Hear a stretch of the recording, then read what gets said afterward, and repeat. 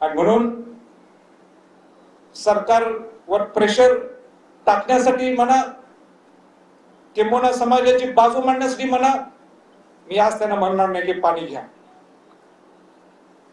अनेक लोकांनी मला इथे येताना सांगितलं की राजे तुम्ही सांगा, तुमचा शब्द पाळतील.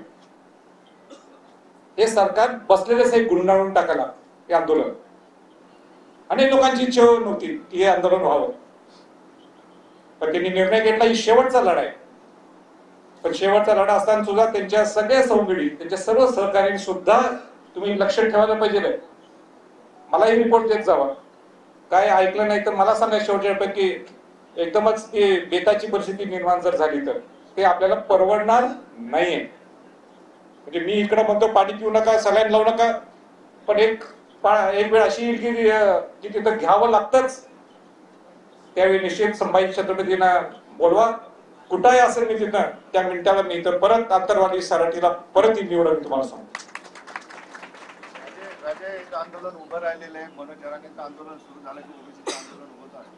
आता सुद्धा त्या पद्धतीचं आंदोलन त्या ठिकाणी आहे. कसं बघतो? हे बघा, स्पष्ट मला सांगायचंय की शिवाजी महाराजांनी ज्यावेळी स्वराज्य निर्माण केलं, हिंदवी स्वराज्य निर्माण केलं, त्यावेळी सगळ्या घटकातल्या लोकांना घेऊन स्वराज्य निर्माण केलं. राजश्री छत्रपती शाहू महाराजांनी सुद्धा ज्यावेळी आरक्षण दिलं, त्यांनी काही नुसतं मराठ्यांसाठी दिलं नाही, सगळ्यांना, अनुसूचित जाती, जमाती, ओबीसी आणि मराठ्यांना आरक्षण दिलं.